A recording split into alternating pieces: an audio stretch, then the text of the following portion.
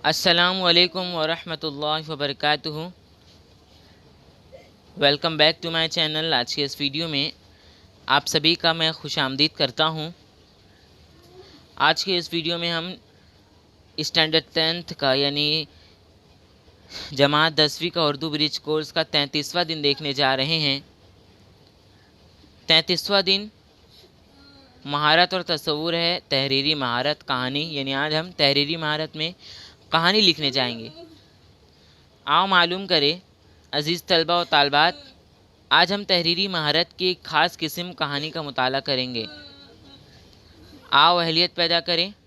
तहरीरी महारत कहानी पर मबनी सरगर्मियाँ। कहानी कहना और लिखना एक फ़न है, इसी को तसलसल से बयान करना एक महारत है।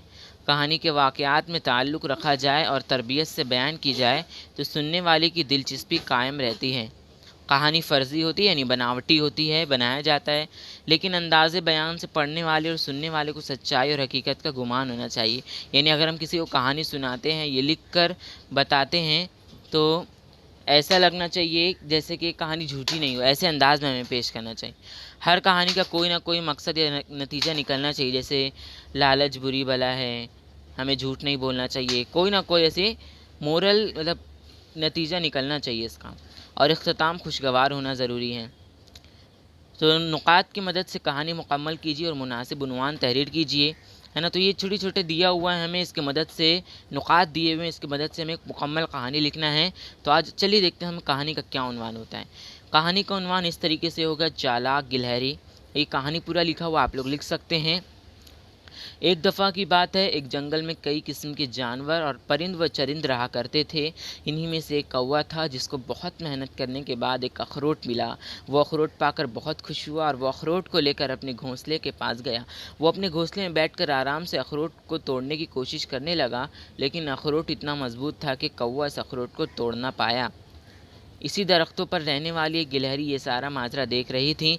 गिलहरी बहुत होशियार थी। गिलहरी ने जल्दी से वो अखरोट कौवे के मुंह से छीना और ऊपरी दरख्त पर चले गई, और इस गिलहरी ने इस अखरोट को ऊपर पेड़ से नीचे बड़े पत्थर पर फेंक दिया।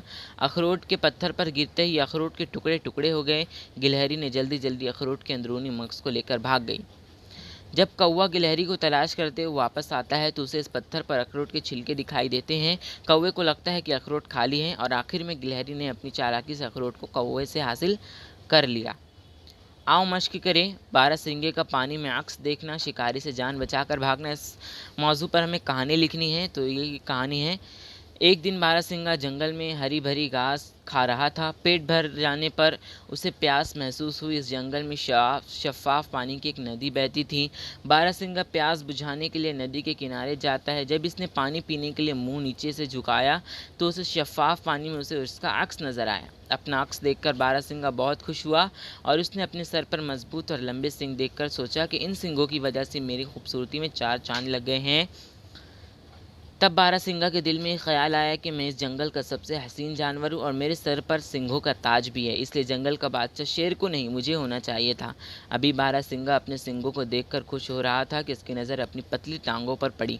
टांगों को देखकर बारहसिंगा एकदम अफसरदा हो गया, और वो सोचने लगा, काश मेरी टांगें मेरी सिंघों की तरह खूबसूरत होती। कुछ देर बारहसिंगा अपनी टांगों को देखने के बाद अपने घर पर चल पड़ा।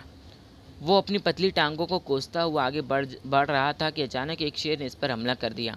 शेर को अपनी तरफ आता देखकर बारहसिंगा जंगलों की तरफ अपनी जान बचाने के लिए भागा। बारहसिंगा अपनी इसी दुबली टांगों की वजह से तेज़ तेज़ दौड़ रहा था कि शेर पीछे रह गया था। भागते भागते बारहसिंगा ने जब पीछे मुड़कर देखा ताकतवर शेर को, तो इसके लंबे और खूबसूरत सिंग एक दरख्त की टहनियों में फंस गए।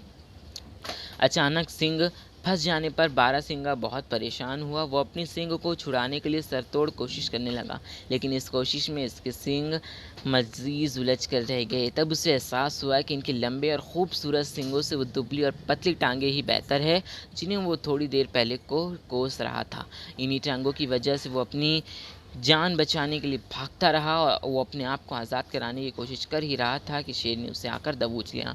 तो इस कहानी का नाम हम देंगे मगरूर बारहसिंगा, या तो ये भी दे सकते हैं नाशुक्री की सज़ा।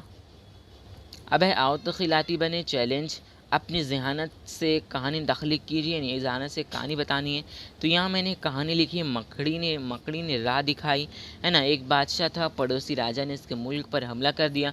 जंग में बादशाह को शिकस्त हुई, बादशाह ज़ख्मी था, इसने अपनी जान बचाने के लिए गार में पनाह ली।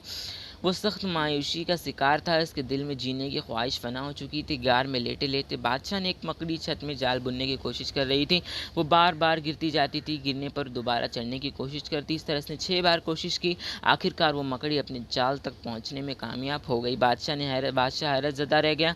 बादशाह ने सोचा, अगर एक छोटी सी मखलूक बार बार कोशिश कर सकती है और आखिरकार अपना मकसद हासिल कर लेती, तो वो क्यों नहीं। बादशाह ने इसी वक्त जंग करने और अपनी खोई हुई सल्तनत को दोबारा हासिल करने का फ़ैसला कर लिया। तो अगर आपको हमारा आज का वीडियो पसंद आया हो तो हमारे इस वीडियो को लाइक करिए, और अगर आपको डेट 34 की वीडियो चाहिए तो हमें कमेंट में लिखें, ताकि हम जल्द से जल्द वीडियो बनाने की कोशिश कर सकें। और हमारे चैनल को सब्सक्राइब करिए, अगर आप हमारे चैनल पर नए हैं तो लाइक करिए, चैनल को सब्सक्राइब करिए इसी तरह के वीडियोज़ के लिए। बाय एंड शुक्रिया।